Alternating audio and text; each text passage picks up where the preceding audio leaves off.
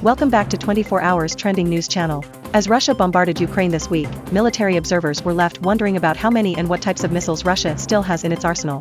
In other words, how long can the Kremlin keep up the barrage? Some analysts believe Russia could be running down its stockpiles of long-range precision weapons as the nearly 8-month-old war drags on and sanctions hit its economy, forcing it to resort to less accurate missiles. It remains unclear if Russia has enough weapons to continue the strikes against Ukraine with the same intensity that began following the October 8 explosion on the Kerch Bridge to the Moscow-annexed Crimean Peninsula. A look at what is known and not known about Russia's arsenal.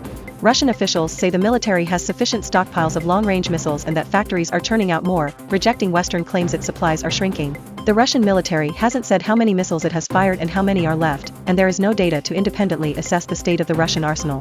President Vladimir Putin recently chaired a meeting to discuss plans for boosting weapons production, but he steered clear of specifics in the introductory remarks that were televised.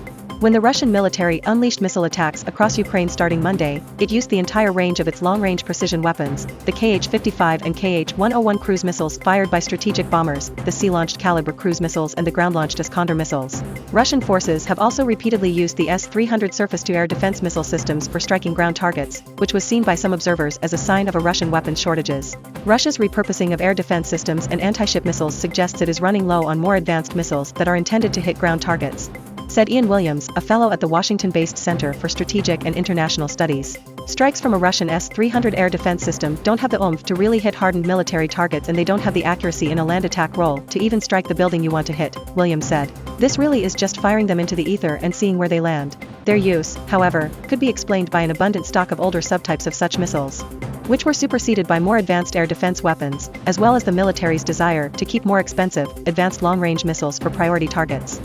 While numbers are hard to obtain, how Russia is using its weapons is telling. In a recent strike in Mykolaiv, a surface-to-air missile was used to hit a target on the ground. Douglas Barry, senior fellow for military aerospace at the London-based International Institute for Strategic Studies, called that a sure sign that missile stocks are running low.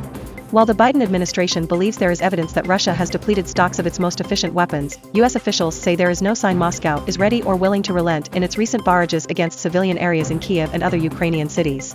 It was not immediately clear what the U.S. thinks Russia might have left, but two officials said U.S. government analysts had noted with interest that Russia had used cruise missiles, and not less expensive, shorter-range artillery or rockets, in the aftermath of the Kerch Bridge blast. That choice, the officials said, could indicate that Russia is running low on cheaper, reliable mid-range weapons and is having trouble replenishing its stockpiles due to sanctions and supply chain disruptions. The relative calm that Kiev enjoyed prior to the Kerch Bridge incident may have been a sign that Russia was trying to conserve its limited resources, according to the officials, who spoke on condition of anonymity to discuss internal assessments of Russia's military strength.